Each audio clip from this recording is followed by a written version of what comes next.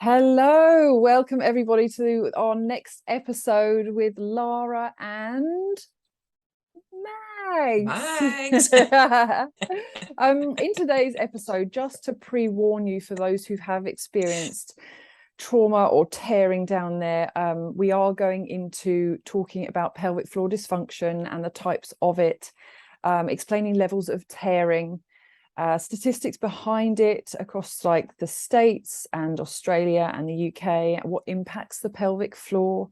We're going to talk about episiotomies and forceps. We're going to actually explain a little bit about what we've experienced ourselves and what you can do to prevent the issues and how you can improve your pelvic floor dysfunction, just like Mags and I have done ourselves. We were actually getting a little bit passionate just before we went record, weren't we, Max? Just talking about all of this, just like, so frustrating and angry at how mums are treated. Let me just explain a little bit about what the pelvic floor is for listeners, and then we can go into what we were mentioning. That's okay. For anyone who doesn't know what the pelvic floor is, it is very important. For so many reasons. It controls the bladder function, the sexual function, our bowel movements, and it stabilizes our pelvis, hips, and back. And these muscles they form like a sling or a hammock, sort of in between your crutch, which attaches from your pubic bone at the front and your tailbone at the back. And they support a lot of organs from not dropping out of your vagina or bum. They support your bladder, your urethra, your vagina, your uterus, your bowel, which is your large intestine, your rectum, and your anus. And it seems to be like, while pregnancy and vaginal births are the primary causes of pelvic floor dysfunctions, heavy lifting can also be one of them. Chronic constipation. If you're very overweight, it seems to be high statistics for more pelvic floor dysfunctions if you have a higher BMI and if you are older. So let's get into it. Both of us have had our own experiences, haven't we, with pelvic floor issues. What were you mentioning just a second ago? Because we've both had checks with our pelvic floor, haven't we, from an array of different people. You want to talk about yours? Yeah, I suppose really with my first child's birth, I didn't know who a women's health physio was to even check my pelvic floor. And when I had the surgery from my bladder, the urologist said to me, "Oh, you just need to do pelvic floor exercises," but I didn't really know what I was doing. She didn't suggest who I go to either to find. So it actually took me a good I was well over surgery and everything before I found a women's health physio. I went to women's health physio and they didn't do an internal, so they basically lied me on the bed and I did a couple of exercises, but I didn't know what was I doing, because it was weird, if you get what I mean, because I'm kind of like, what am I supposed to feel, because you don't really know. And a lot of people, I suppose, out there, and I hear a lot of women say, "Oh, it's when I stop my wee," but actually that's the worst thing you can possibly do, because then you're not emptying your bladder, which is quite scary, because majority of people are like, "Oh, I just do it on the toilet." But anyway, so then I was like, okay, that was weird. I don't know what I learned from that. And then I ended up finding this women's health physio probably about another 4 months later. And I went for my appointment, and she was amazing. And straight away she was like, "Okay, basically drop your trousers." And I'm like, "What? What am I doing Hang here?" on. I'm not prepared. You haven't even bought me a drink yet. And like typical woman, I'm not even waxed, and all this. And so she does an internal examination on me, and actually I was doing it wrong. I was bearing down rather than lifting. So and the tension and everything was just crazy, And she was like, lift. And she was trying to tell me all these things. And my brain was just like, totally, this is, what am I doing here? And then it was a weird sensation because it's like you're lifting something and you're kind of like, how do I even do it? You know? But Yeah. anyway, what they do is basically insert their fingers, and she was like, okay, squeeze my fingers. And then eventually I got it. Yeah. And then you just do the different holes. So that was my first experience. And then I actually had a very weak pelvic floor. Even though I had surgery for my bladder, everything, I was still wetting myself, How and far stuff like that. postpartum were you when you had that check? We were we had moved to Melbourne, so I would have been 16, 17 months, I reckon. Yeah, okay. Interesting. Yeah. So Yeah. shows you to get your pelvic floor checked. One reason mainly is because you weren't doing it right. And if you don't get an internal, then you still don't know if you're doing it right or not, because there's all well and good people looking, but they can't feel, and they don't know the endurance or the strength of the muscle inside. Yeah, definitely. Yeah. What did you have postpartum? Because you said you went through surgery. So I had the sling inserted, the CTV sling inserted to hold my bladder up in place. What's that sling? So that Is it made of sling, something? it's oh, look at you told Yes, me here. I know, because I have no idea. Yeah, It really so interests me. basically it's a foreign object. It's a Mm, sling that's made up, and it's okay.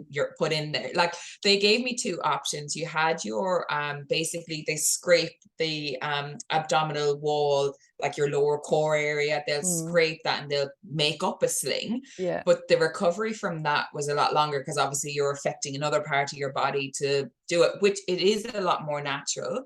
But at the time, like, I couldn't do that. We had no family support. It just wasn't going to work for us, because the recovery, I think, for that one was I think it was nearly 5, 6 months. And then the sling was a quicker recovery, so I just went with the quicker option. Yeah.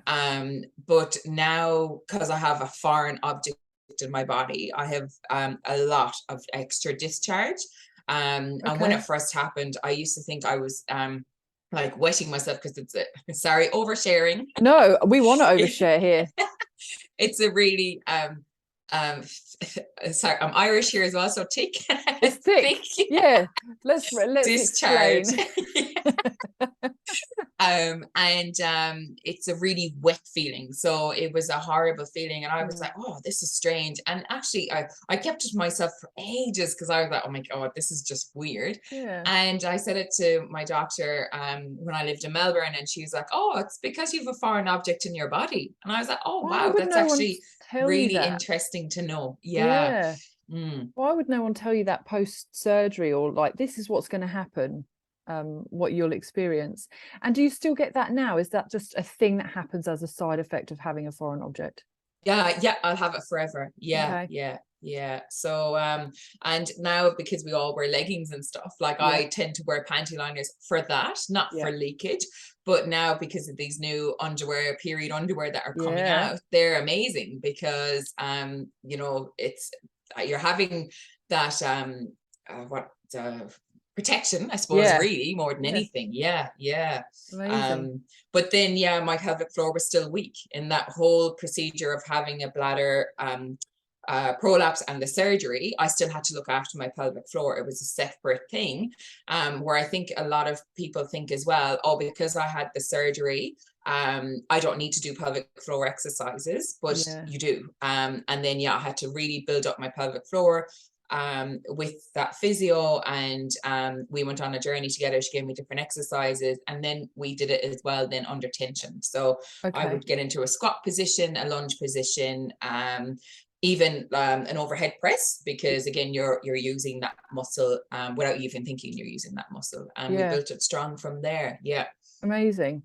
And so let's step back a bit. What happened when you gave birth? What was your level of tearing, and so you had a prolapse as well, didn't you? So if you can explain your level of tearing, and then what a prolapse actually is for the listeners, that'd be amazing. So I had well, some say like a 4th degree or a 4C, I think you said the other day when we were chatting. Yeah. So this is how they technically record it, is like 1st, 2nd, 3rd, 4th degree tearing. And then in that they have a level of 1A, B, C, 2A, B, C, and it goes on from like as severe as a 4C, which means that you have been ripped from front to back. For all the listeners, sorry if this affects anyone, it can be quite upsetting. Yeah, so you're saying that you had a 4C. Yeah, so I tore Okay. right all the way up. Yeah. And I didn't know I had that. Which is Yeah. crazy that no All I one. know is just taken into surgery, and I didn't know what the surgery was for or Yeah, anything. I had no idea. And yeah, I was just, it took ages and ages to figure out what happened to me. Yeah. so they didn't And tell you after surgery, okay, you've had a no, 4C tear, this is what you're going to experience in life, this is what you need to do, rehab, and then give you a physio? all I was told was I just had some tearing. That was it. Wow. And nothing, I wasn't even like, a women's health physio came into me after I had my baby, and she checked my muscle separation and handed me a tubular bandage. And I didn't even know what that was for. And what am I supposed to do with this? So she told me to wear it. And that was it. There was no That's follow-up. There was nothing. that's That was all in New ridiculous. Zealand. So I had absolutely no aftercare in New Zealand. I had to go searching for my aftercare myself. Yeah. And That's I wasn't in a good disgusting. mental headspace either, because my whole body is falling apart. I've no And you're idea a what's going on. and you're a brand new mum having to look after a newborn as well. So you've just birthed a mother and you're just traumatized from what's just happened to you, and no support.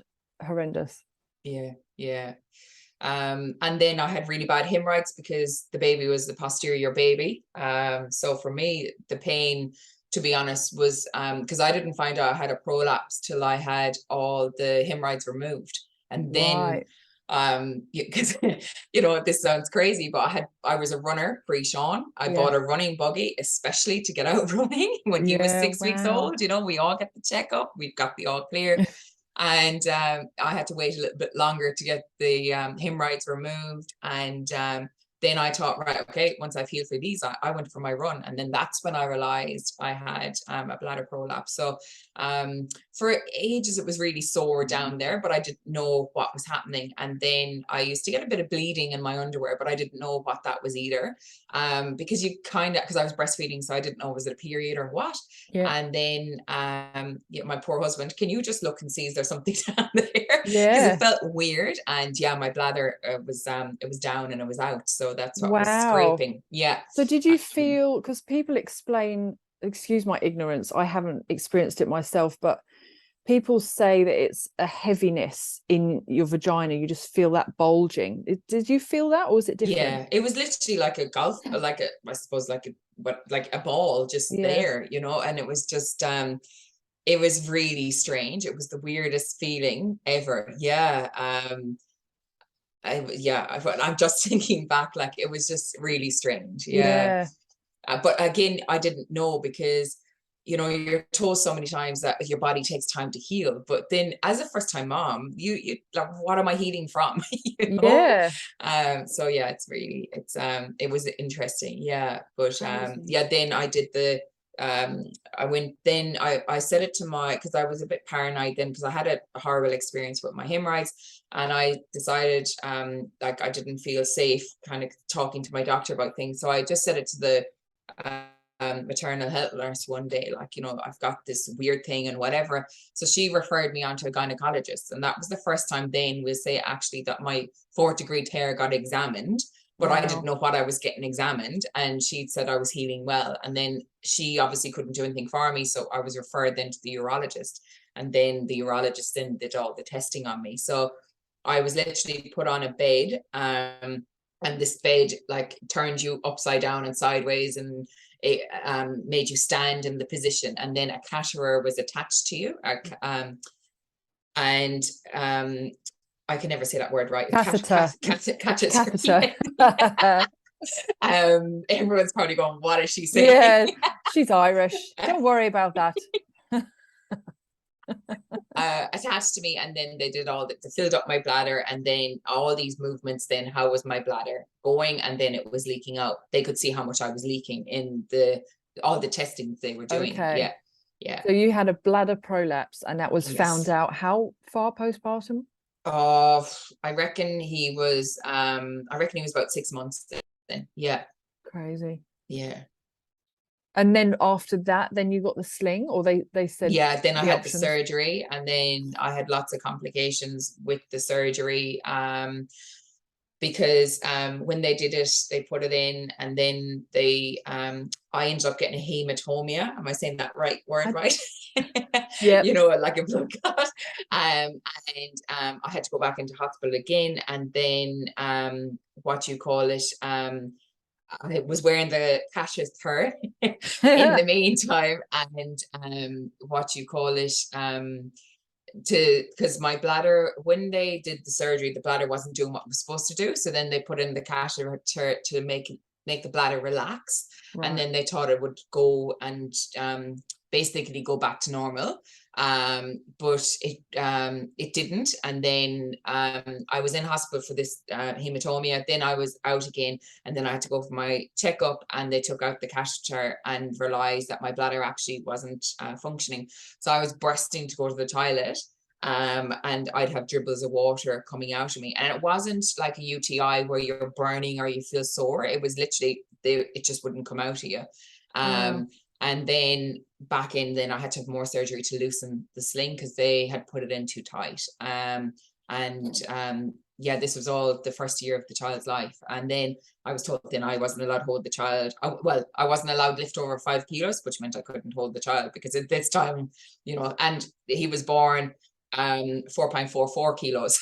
So yeah, because you have big babies, don't you? big Yeah. 2 big babies. Yeah. So so that's the way it was. And then I was never allowed run, so that was taken away from me then as well. Yeah.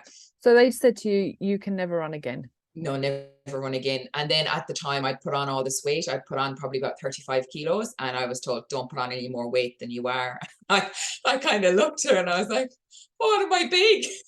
Yeah. I didn't even feel, because I really I just went into my own self. I pushed a lot of people away. I didn't want people to know, to be honest, because you don't want people to pity you, you know what I mean? And we're supposed to be, and anyone that's listening probably can relate to this. Like, for moms, we have to look perfect, you know what I mean? And when you catch up with moms groups and stuff, how are you going and stuff? I just sat there and just put my head down. I didn't really want to, because I kind of find sometimes when you kind of talk about you, sometimes people don't want to hear about it. And then I wasn't ready, I suppose, mentally, to be kind of like, actually. And in the meantime, I said to you when we've had conversations, I was booing myself. I was weeing myself, and I was farting. Like, there was no tomorrow, because I had no control down there. I had no control from that 4th-degree tear as well. And anyone out there is listening, this is happening to you. This is the reason why. Do you know what I mean? We need to build the strength in that again. So of course, a new mom trying to get on with life, and your child is in and out of childcare, because we don't have family to help us. I didn't want to depend on friends to help us. It was just like, okay, we just have to do this as a family of 3 now. And it was really hard, and there's obviously, I'm not the only person. There's loads of people out there that experience this. And it took me 5.5 years before I actually spoke out about it, because I thought it was normal. Wow. And that's the thing. I love that you're sharing this, and that we're sharing this, because mums are just putting up with it, not realizing that it's actually not okay. It's not just because so many people just say to mums, it's because you're a mum now, this is your new body, you're gonna leak when you sneeze or cough, you're gonna maybe poo yourself occasionally, it's just your body because you've had a baby. And that's just not the case, because we've proven that you don't have to just put up with it. It's about getting the right support. Firstly, it sounds like it's about, when you had your baby, find out if you've had any tearing, and then find out what that means for you. Go and get a pelvic floor check, an internal. and someone that you feel comfortable getting an internal check with. You don't have to put up with just any sort of pelvic floor physio, as we've experienced ourselves with having a few different checks, which we'll explain a little bit in a second. And then doing the work so that you actually know what works for your body, whether you need to do Kegels or whether you need to do some down training because maybe you have a hypertonic pelvic floor, which is overactive, which you experience because you weren't able to relax it. And then it's going through the strength work, which we'll talk about at the end, of stuff that you can do, not just Kegels all the time, because both Mags and I have our own experiences of what we find works for us, and it's very holistic. So let's talk about our experiences, I guess, with the internal checks, because I've spoken to a few mums and they've said, I've had an internal check with a physio and she just felt around and I felt a bit uncomfortable and she just told me to do Kegels. I was like, but that's not a proper check. But unless they know that that's not a proper check and what to look out for with an internal examination, then of course that's what they're going to experience. That's what they're going to think. Oh, I've had my check done, everything's okay. Another thing that mums don't do is that they think, well, I haven't had any tearing, I feel fine, I don't need to get a check, which ultimately is, you want to get a check whatever, because you have had a baby, you've carried a baby, you've had that pressure on your pelvic floor, whether you've had a C-section or a vaginal birth, or it doesn't matter, you've still done something to your pelvic floor that's going to have changed, and you want to know what's happened. So talk to me, because you're explaining a little bit about your experience with getting your hemorrhoids checked, and that just, I had to stop you because it was sounded horrendous. So listeners, like, this is important to share, because we don't want people to go through what we went through ourselves. And just because they're the experts doesn't mean you don't listen to your own body. So with the hemorrhoids, like, I never experienced hemorrhoids like this ever. Look, it makes me quite emotional talking about it, because I bet it was a horrible experience. And you know, as I said to you, I think when I was chatting about it the other day, it brought up, I think for me that's more it's quite traumatic as well. You know, so 2 weeks postpartum, because obviously when I was sent home from a hospital, we were kept in the hospital for 5 days because I needed blood transfusions and iron transfusions and all that kind of malarkey. So that was done there. And then you come home and you're high off your head in pain relief, you know. And then I came home, and you know, you go to sit down and it's just completely so tender, all that area. And you know, I remember rolling up towels and doing everything. My poor husband, like, he was trying to do everything to support me. And anyway, 2 weeks had passed, and I just said to him, I need to go somewhere, and I need to, you know, something has to be done with these. This isn't normal. And they were literally like, I mean, golf balls hanging out of my arse for all the and world, I was going you to know. say, what hemorrhoids are Yeah. exactly that. So I went to see this guy, and he put me on the bed and he lied me over, and I was on my side, so my top leg came over on the bed so you could see up my bum. And he just said, oh look, you're very new now, you've only had the baby and all this kind of stuff, and oh, they'll settle down. And that was it, you know, $350 later, and this is my answer. And I was like, oh wow. So weeks passed and they just got, like, they weren't going away. And I was like, this is disgusting. And it was just like, you know, you couldn't poo properly, like, because they were so sore that when you'd go to wipe your bum, like, they Bleed, bleed. They yeah. were just like, and in the end, like, I used to nearly soak, like, I bought one of those, what are those things? Donuts, are they? No, this thing you put in your toilet, like a BT or whatever. What are those things I don't called? know. Like, oh, because I didn't have a bath where we were living. Oh, And bidet? I think that's what it's called. And I used to fill that up with water with some, oh, I can't remember what I used to use. I did so much Google researching on it, and I used to bathe my butt in there. So it would Epsom help. salts are meant to be good, aren't they? Epsom sauce, and what was the other thing? It was a tea tree oil or something. I can't remember what I was using, but I'd soak it in there just to help with like, to kind of clean my bum for all the world. And as well as heal me. And anyway, I decided I'd go again, and I just rang the clinic and I said, look, I'm not happy. I was here, and I said, can I please get a second opinion? So they booked me in with another male. And what pisses me off is it's like, these are males. Sorry, I've risen my voice. Looking at, you know, us, and they've never experienced a 4th-degree tear because they've never pushed a baby out their vagina. And here this guy is, you know, telling me it's normal. Yeah, you know? And you're like, fuck you, mate. It's not normal. Would you like golf balls hanging out your ass? So I went to this guy, and look, this is this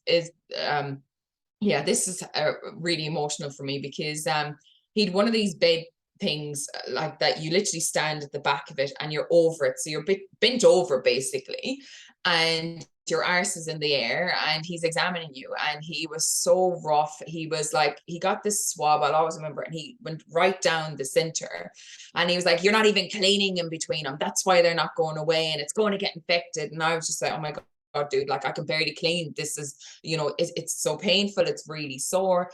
And he was like, oh, they're just going to go away themselves. And I remember it. Sean was, my baby, was there in his capsule looking at me, and tears were dripping down my face, and I looking at the ground, and there was tears on the ground. And I was like, what the fuck has just happened here? You know, like, this is just disgusting. And I really, look, that's, I think for me, I was like, oh my God, I can never talk about this again, because I felt like as if I know it sounds crazy, but I felt like I was raped, you know, it would just felt that horrible feeling, and it was just really emotional. It was horrible. And I went home, and like, my husband was like, yeah, all right. And I was really quieting myself for a couple of days. And I told him about it. I suppose it took a good while for me to tell him, but, and he goes, oh my God, you poor thing, and all this. So I just shut my mouth about these hemorrhoids, and I kept it like to me. And then we did a trip to Ireland, and God, it was the hardest trip ever, sitting down for that length of time on a plane.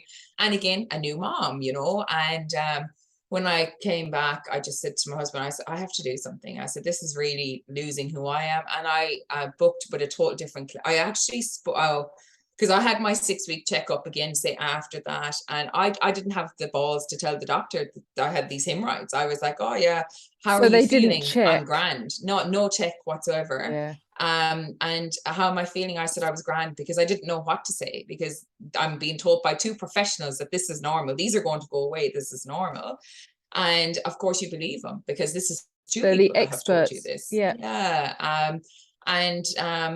Then I decided I'd speak to her, and she was like, oh, she said, I can recommend this guy and whatever. And he was literally around the corner from my house. And I really had to build myself up to go into this, because I was like another man, you know, and I really had to build myself up. And oh my God, he was the nicest man I've ever met. And he just looked, and he was like, wow. And he goes, how are you living like this? I said, I don't know.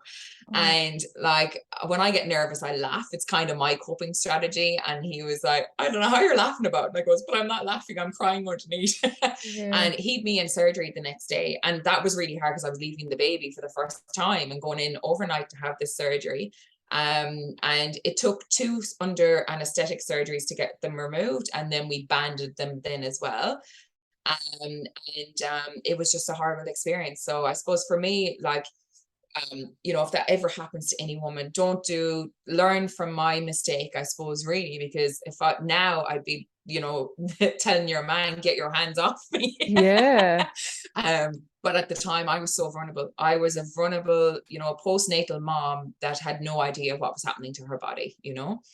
Can I just say, Mags, you're amazing for sharing that, and thank you, because it's going to help so many other people not go through that experience, hopefully.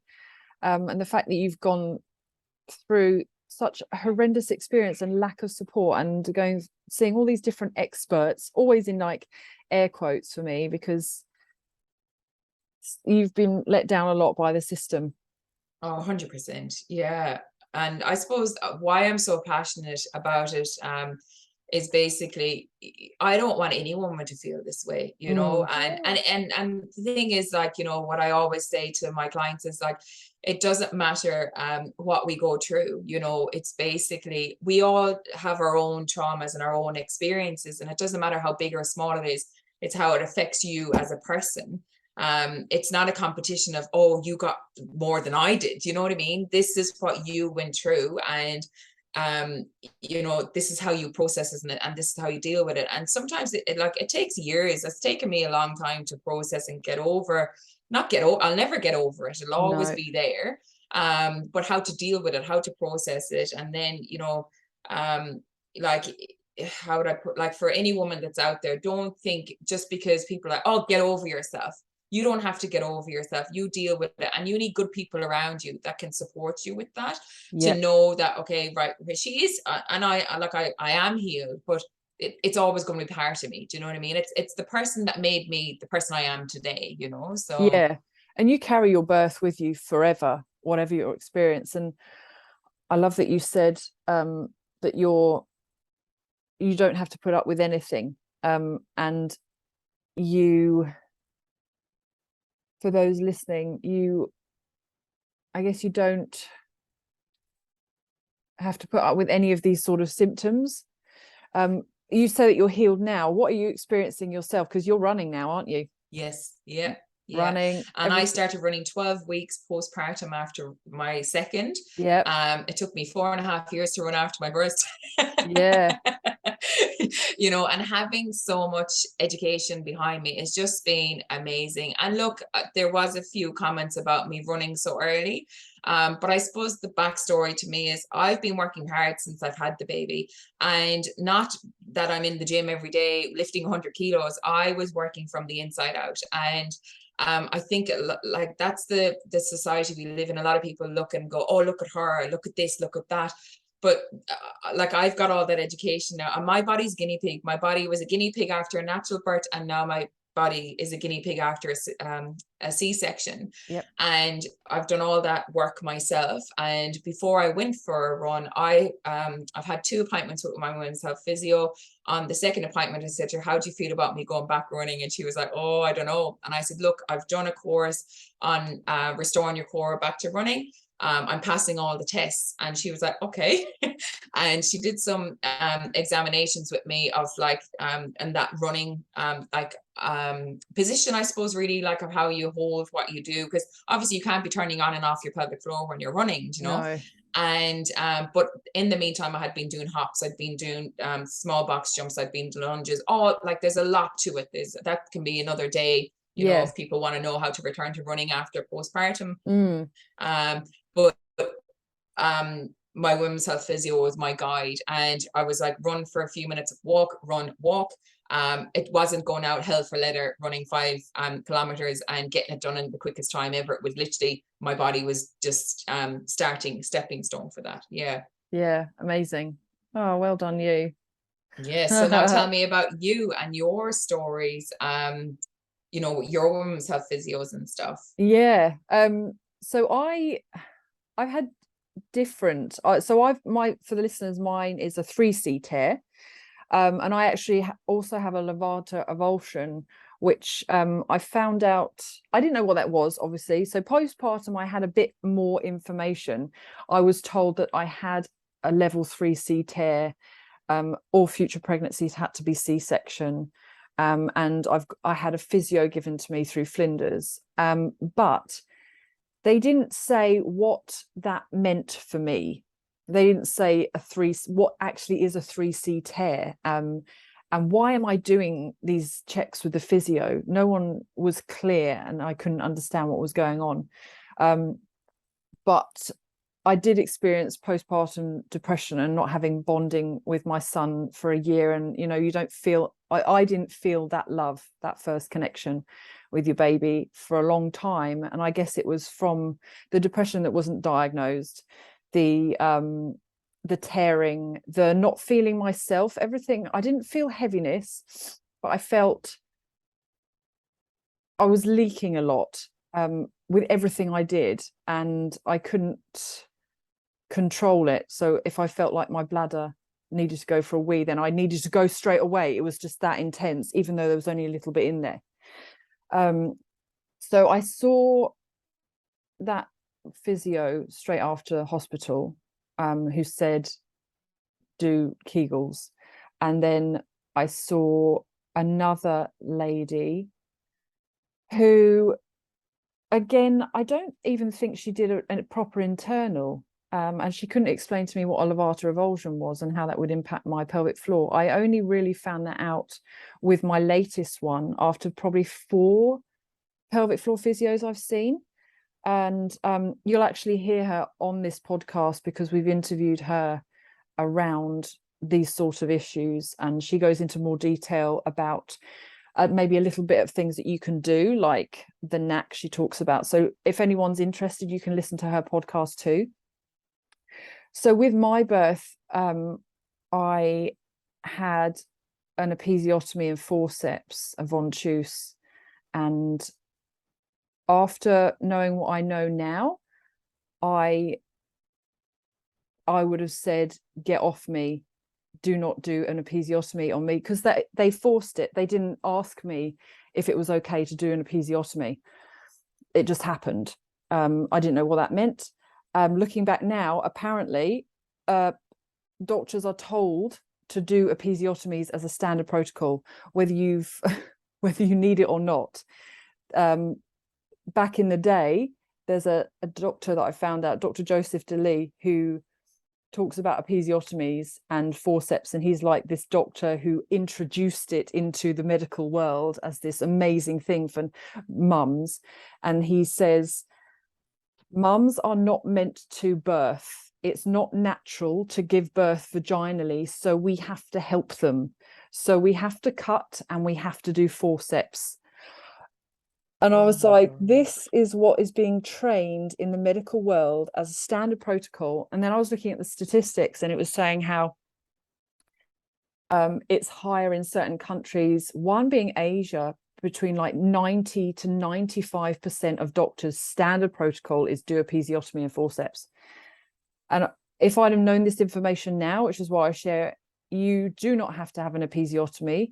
And it's just know from your hospital if it's a high rate of episiotomies, and you can just say in your birth plan, no episiotomy. I do not consent. Unless something happens, there's a medical issue, but you have to give them permission to do anything to your body. So I found out that they said that episiotomies they reduce the risk of tearing. However, there's no evidence to support that, and there's actually more evidence to support that episiotomies cause tearing, which I believe is why I teared so much, because they were very quick to get into an episiotomy. And then how we were explaining it earlier was like a bit of paper, wasn't it? Mm-hmm. You just rip the paper a little bit, that's the episiotomy. And then, of course, it's going to carry on ripping because it's so much easier, that paper, rather than when you first start that rip.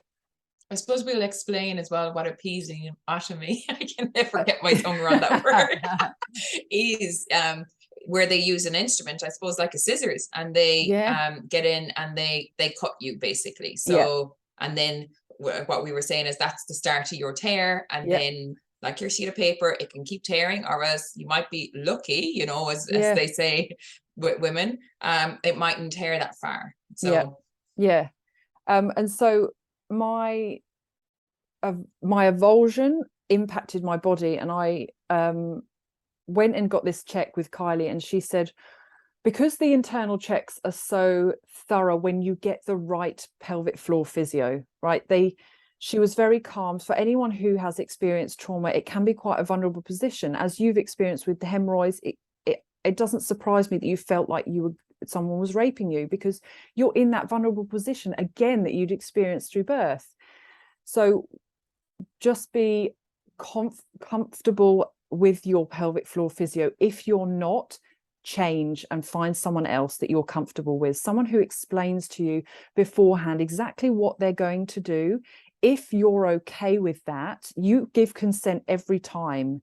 And then with Kylie, so you just lie on your back. This is how she did it. And she explained exactly what she was doing. She put her fingers inside, and then she said, I'm just going to palpate round the certain points of the muscle, and then ask you to bear down or do a Kegel, and then she'll explain how to do a Kegel. And then she was feeling for endurance and strength, and she goes into a bit more detail on the other podcast. I don't know if I'm explaining it as well as she would, but so she said, because I was getting I was obviously leaking still when I was walking and being told that that's normal because it's postpartum. And I was like, but I don't believe that that's normal for me. That's not okay. I don't want to leak forever. When I cough, when I sneeze, I want to be able to like at least run with my son. I'm not a runner like you, but I wanted to be able to run with him and like play chase and stuff. And she said, well, so I was experiencing pain on my psoas, my hip flexor, and also on my left side of my abs, my obliques as well.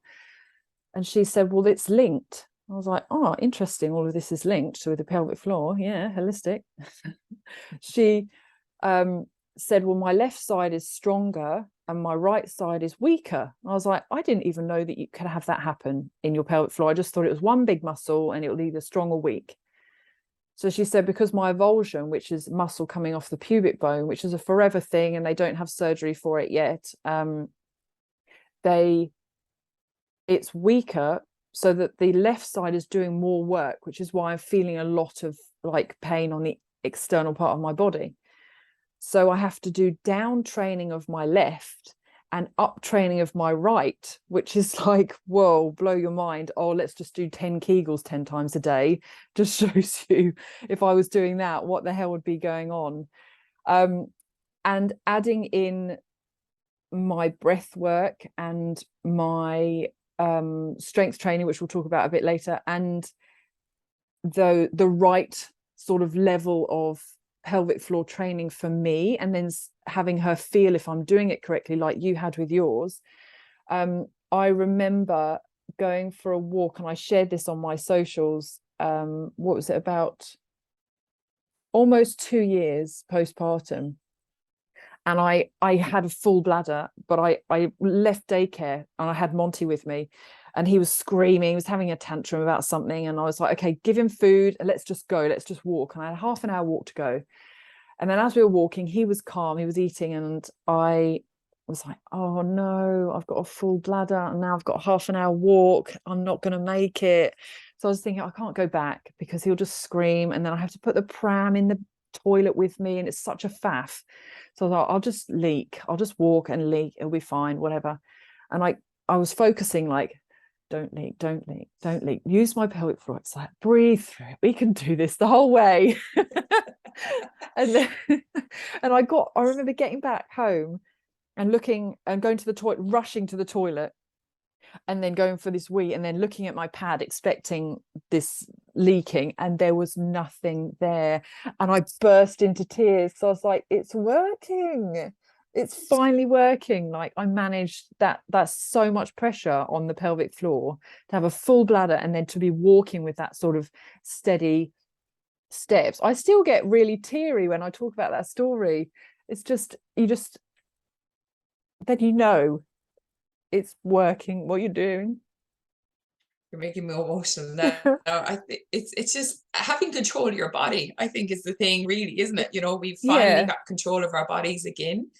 And you aren't in that vulnerable place that, you know how to control it now. It's like your body's not taking over you, so so true. Oh God, it's terrible. You can excuse you're pregnant, I'm not. It'll always happen. I think because it's so emotional.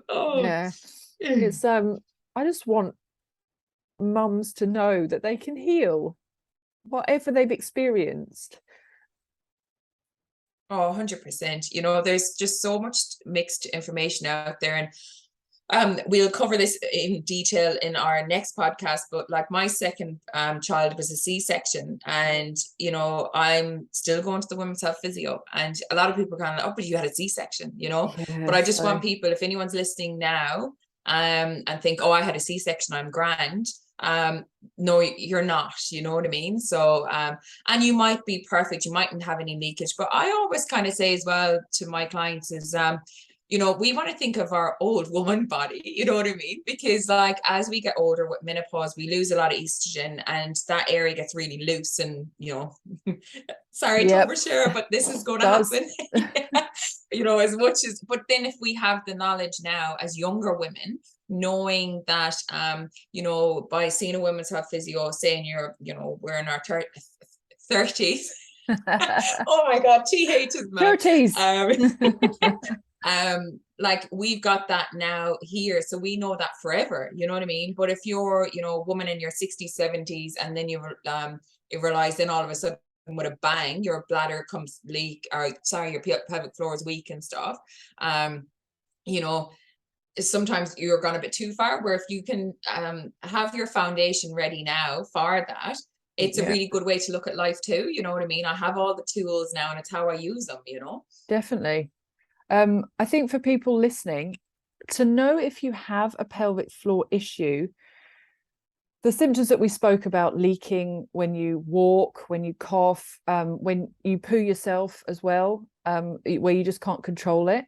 Other things are the other way. If you get painful periods, if you're constipated, when you feel bulging like Mags did.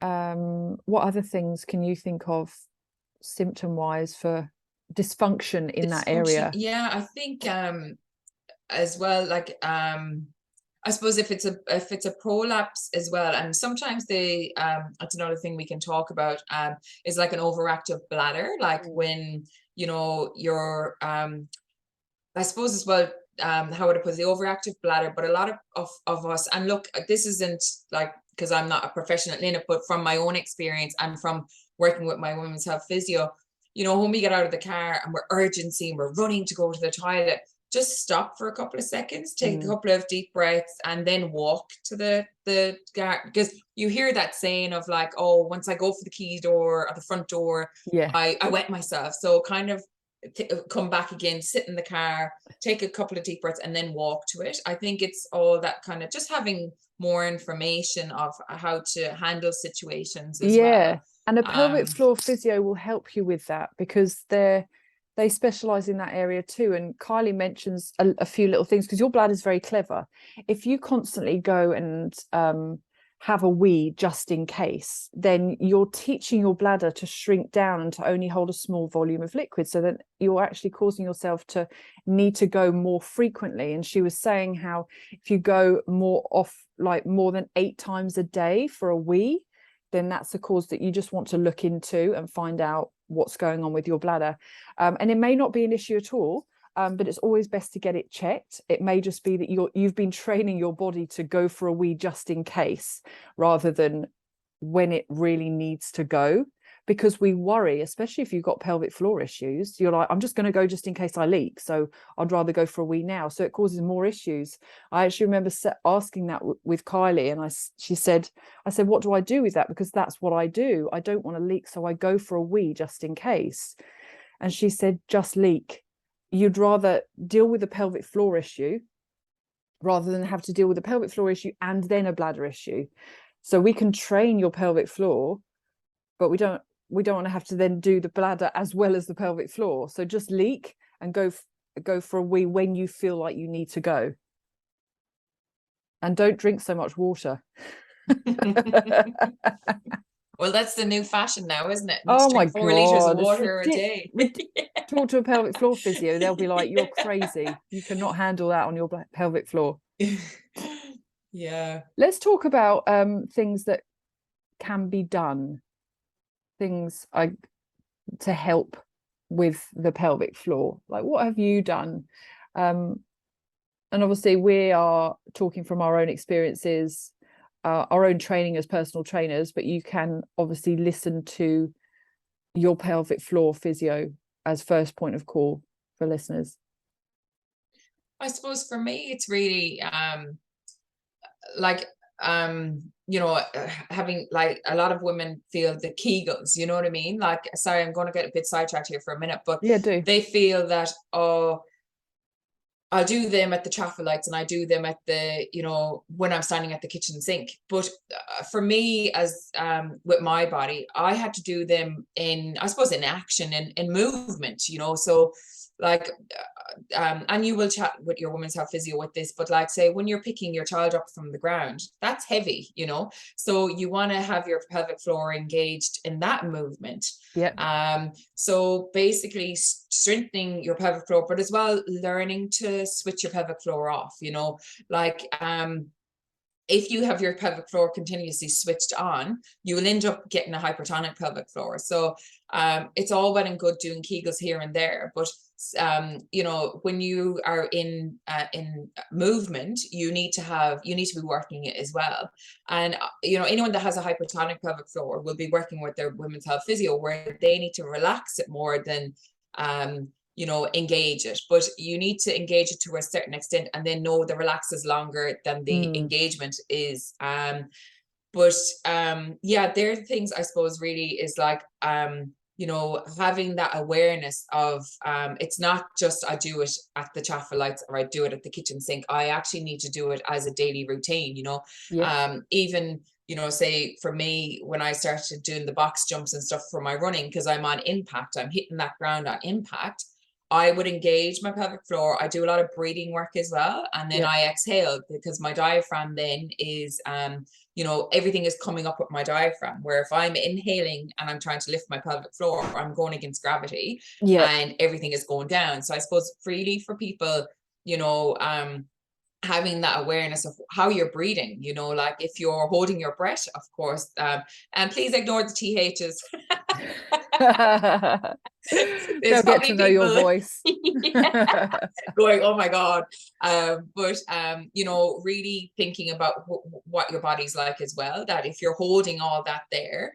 And another thing as well, I suppose, and a lot of women do it, is sucking in at the belly button. So try and get out of that mindset, I'm sucking it in, because think about a balloon or even a bottle of water. If you press that or squeeze that in the center, what happens? It either goes down or it goes up.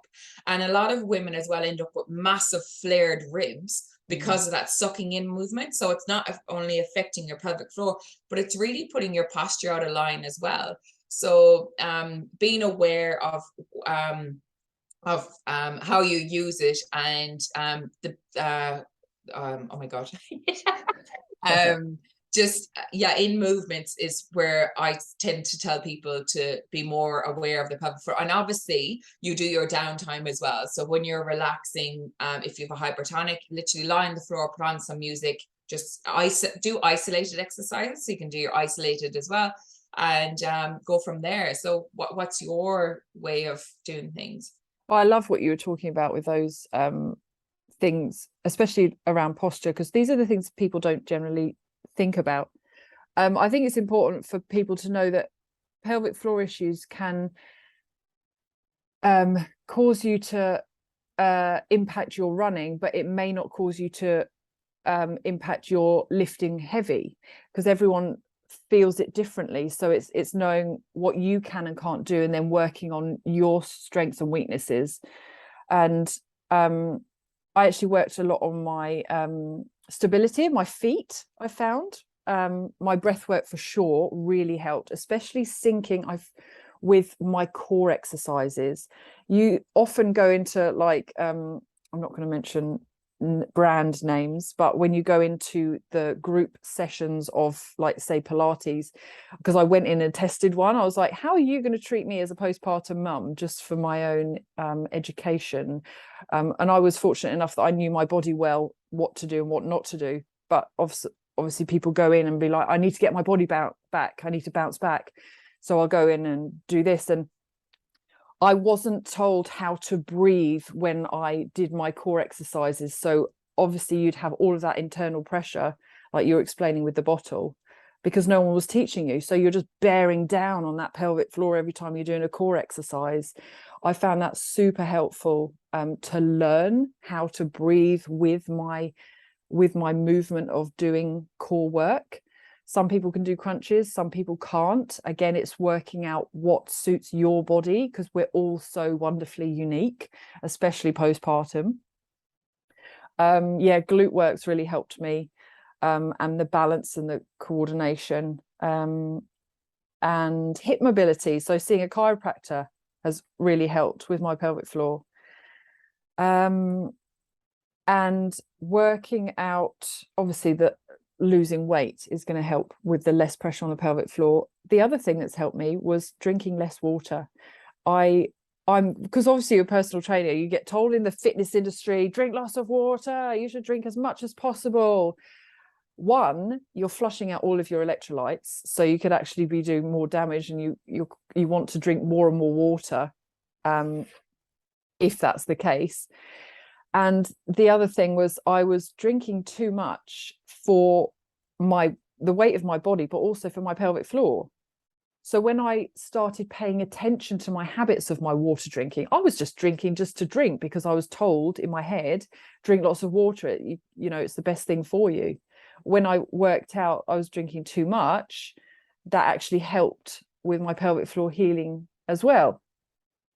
Once I was more aware, I kept a little water journal. These journals are great. I know, journal about everything. Obviously, like in between, like your children and stuff, whatever. I was actually I follow this woman called Vagina Coach. I don't know if you've heard of her. I do too. Yeah. Yes. Oh my God. I would amazing. highly recommend listeners to follow her as well. And she was talking about another way to heal the pelvic floor is infrared.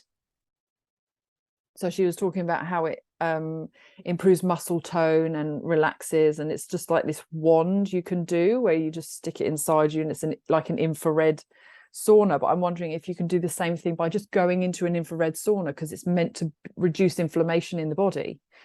Another thing you can do is figure out your food sensitivities and any gut issues, because any sort of inflammation in that area is all linked to your pelvic floor as well. So if you find, for example, a common one is gluten and dairy, if you find that you're intolerant to those sort of foods, this is what I've found to be beneficial for me. And you can obviously go in and look for someone to help you if you really find that you struggle with food sensitivities. You can see a naturopath or a functional medicine doctor. And they're really beneficial. Don't go to your GP, they just don't know. I think it's just, you know, everyone goes to their doctor, but their doctor is just, you know, qualified in one thing. You know, everything else, there's specialists out there that do that, you know. Yeah, exactly. And Yeah. I think we give GPs a bad name, right? But they are amazing in what they do. They give you medicine, they help you cure disease, but they don't help you prevent things. They don't look at you holistically. So when we start understanding that and stop going to the doctors for everything, start learning where we need to go, what specialists we need to see. On that, I just want to leave with people to hopefully understand, don't be ashamed or embarrassed about anything that your body's going through postpartum or even longer.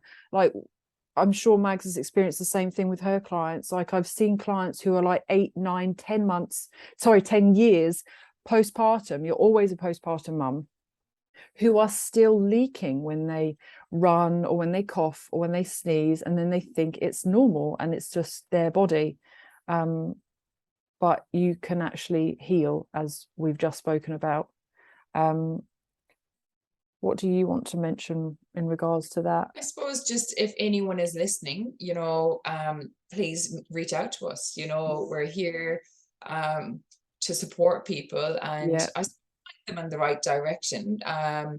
Because you know, for me especially, I didn't have a clue where I was going, you know, yeah, it's a really hard time being a new mom, that you don't have to keep up appearances, and you know, please don't hide away. You know, my mental health completely suffered massively. Like you said there earlier, bonding with your baby was really, really hard. I would lie on the couch and look at mine and go, you dickhead, you did this to me. Yeah. And I love my child to pieces. He's the best thing that ever happened to me, because he's made me the person I am today. But you know, I see a lot in a mother's group posts and stuff, and on the social media, and it's like, oh, don't think I'm a bad mom, but blah blah blah blah, you know, about my kid.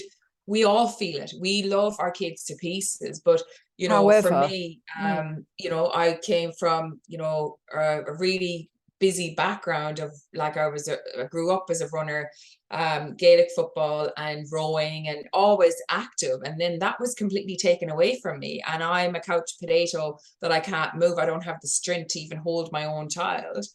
And of course, I'm going to have that that anger towards him, but I would never hurt him. And I know there's a lot of people out there that feel that, and we know you don't want to, you never want to hurt your child, but it's okay to have those feelings, you know what I mean? And please don't think that you're the only person that's feeling like that. Because every mum is.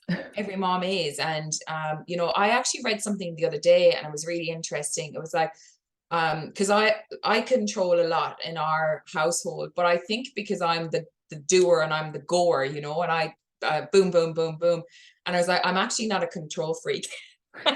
I'm actually overstimulated of everything that goes on in the household, you know, and it's so true because I think of everything, you know. I've only 3 weeks left of my maternity leave, and I'm already thinking of how many, you know, ways I can do things and this and that and whatever. And a lot of women are like that. And sometimes as well, a lot of people think, oh God, she's moody today.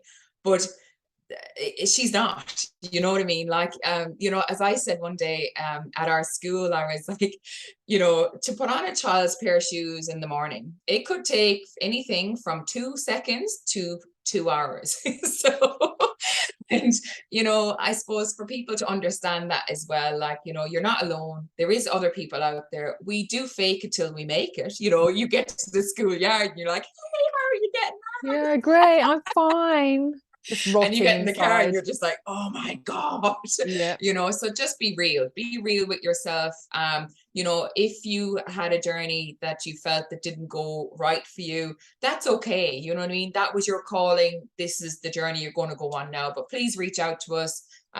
You know, if you want to message us privately, if you felt Lara connected with you or I connected with you, we both have our business pages. Connect with us that way. We're here just to support you. And I Yeah. suppose both of us, every time we caught up and how we've come to this, is we want to empower women. We want women to feel like, oh my God, I can take on the world.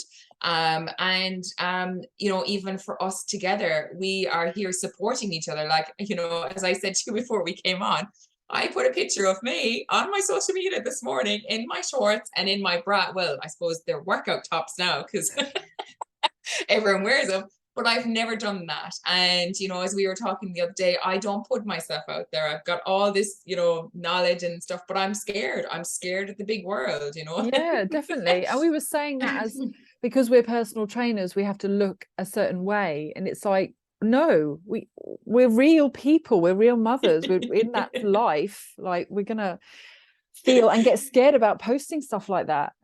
You know, and I just support one another. Just because we are in business, you know, we support each other's businesses, and why can't moms do it? You know what I mean? Just get out there, support each other. You never know what's you know, behind closed doors, and there's enough going on in the world. Let's get together and be superwomen. Yay! I love that as an ender, especially the empowerment, for sure. Just so that people know, I'm going to share lots of links below in this podcast for everything that we spoke about today, so that you can find resources easier. And like Mag said, reach out and just ask questions. If you want information from us, we'll share it as happily as we can. And if we don't know that information, we'll look it up for you. Like, that's why we're here. We want mums to be empowered. And just so you know, I think there is, if you have been experiencing some sort of pelvic floor dysfunction, you can, in Australia, go to your GP after 6 months and you can get 6 free sessions on Medicare if you have been experiencing dysfunction for longer than 6 months, which is shit, because you should be getting that free care straight away. Because I know lots of people don't do pelvic floor checks based on the money. If that is you and you have been experiencing issues for 6 months or more, go to your GP and say, I want to get referred to a physio. This is why. Bloody make it up. Like, just get that free care if you need it. I'll also share a link below for anyone who's passionate about pelvic floor checks. We're trying to get 50,000 signatures so that Medicare will offer mums free care from a physio postpartum, because at the moment it's not free and it needs to be. So I will share the link below for you to sign that petition if you want to. Yeah, otherwise, thank you for listening, everyone, and tune in to our next episode. Thanks, Mags. Thanks, everyone.